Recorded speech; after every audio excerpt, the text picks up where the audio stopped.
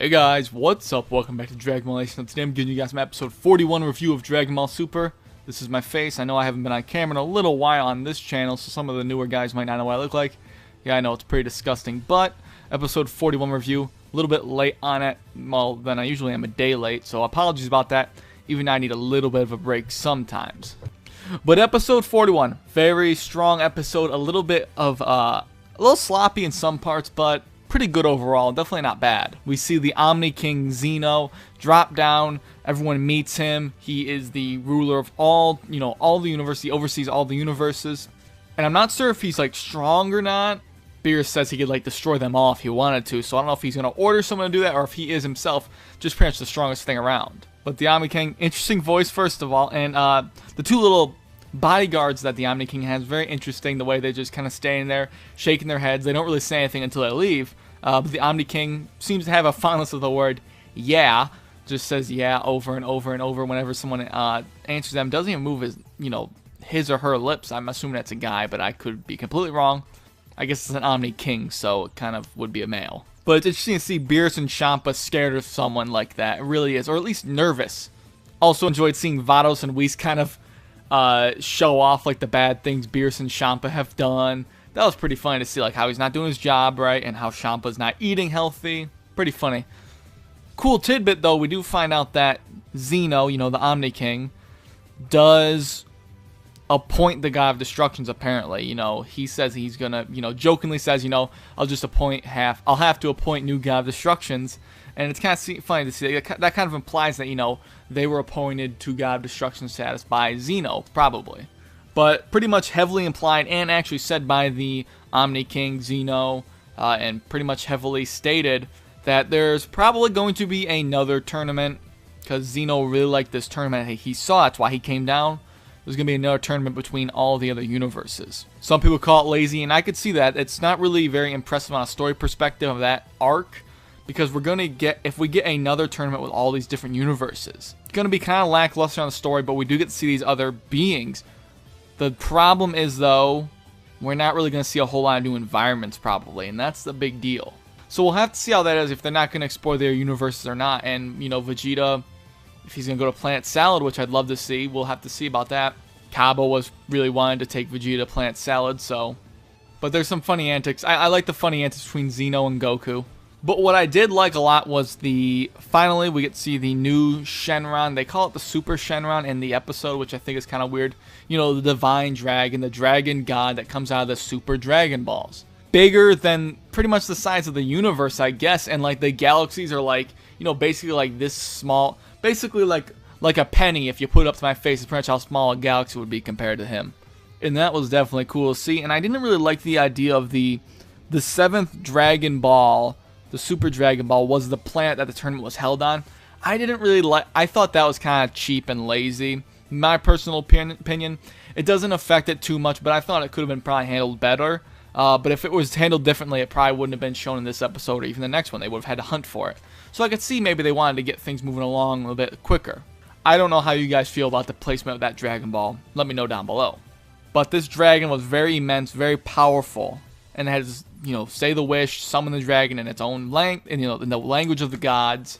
But very big problem with the entrance of the dragon, and people are gonna, bitch at me just for even mentioning it, and I have to mention it because, regardless of what you think, it's a part of the episode and it does affect the enjoyment.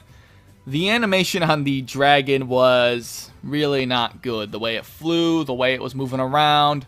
Very early 80s-ish animation going on there. And not like a good kind where, a lot of animes in, like, the later 80s, like Dragon Ball Z, get some smooth animation. I'm talking early 80s stuff. Like, this looked like I got some really big Voltron vibes from this dragon with the animation. Although it's been a really long time since I've seen Voltron, but I remember the animation being sloppy at times. But really old school looking animation and not in a good way. The way the dragon flew around, there's a lot of jumps in frames, and the way it kind of skyrocketed through the, the solar system, or, the galaxies and everything. There just wasn't a whole lot of movement or momentum to it, and it kind of did make its very brief appearance a little bit more lackluster. So what did you guys think of that? Because I really, it was a very cool looking dragon. When it actually did come out, it looked more unique than the Blue Eyes White Dragon from Yu-Gi-Oh! You know, it looked more like a Shenron with the lower body part at least.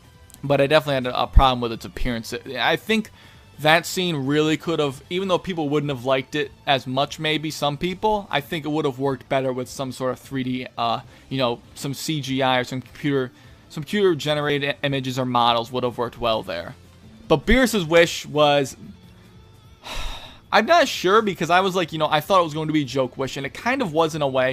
You know, Beerus wishes for a bed more comfortable than his own, which I thought was complete bullshit at first, and then it's revealed that he really actually wishes for Champa's Earth in Universe 6 to be brought, kind of similar to where Universe 7 is, you know, similar culture, humans living on there, very similar. I don't know if it's the same people or not, probably just like a similar culture, but I thought that was really nice to see that in the episode, and I really enjoyed that being there. Really shows a bit of more of Beerus's depth. Even a little bit of Champa, you know, I could tell he had a soft side there. He called him, you know, he called Beerus a bastard, but he definitely felt some emotion, and I could tell that they were really conveying that well. So that was very well done on their part. Very excited for the next episode. Looks very good with this Monaka fighting Goku. I don't know if it's like a dream or if it's like something else. I don't know. Like, I want to do predictions on these episodes now because a lot of people like to see predictions. Maybe not every episode will get predictions, but this one, I mean, I think it's going to be some sort of dream because everyone seems to be acting weird around Goku in that episode from what Goku was saying. I think it's got to be like a dream or something. I don't know what you guys think of episode 42, you know, but it's got to be some sort of dream or something. Kind of like how, remember when Mr. Satan was like making up a story to tell everyone how he beat Beerus? Maybe it's going to be kind of like one of those episodes where it's all not real. It's not a real episode. I mean, that was only part of the Mr. Satan episode, of course. And this could all be a portion of the next episode. I don't really know, but it's a hard one to predict, really, because Monaka's powering up. But yeah. And on a side note, I did enjoy the part where Mr. Satan was up on Monaka and being like, you know, you could do really good as a logo for my dojo or whatever. And we get to see Monaka's job. He's like, you know, a navigator or whatever, and Beerus pays him for his service against, you know, in the tournament. So that was nice to see that stuff, really. So I really did enjoy this episode overall. Just, you know, that dragon part really did bother me. I think that really could have been handled a little bit better. Introducing such a major character for such a brief moment. They really should have focused their efforts on that, I feel like. I understand it probably was hard to animate, but the job they put out was kind of pathetic in ways. So that's been my review for today, guys. I enjoyed this episode. What do you guys think of it down below? And what do you think of episode 42 coming up? What do you think's going on there? Because I'm frankly not sure. So hopefully you guys enjoyed this video. Thanks for watching, and I'll catch you later.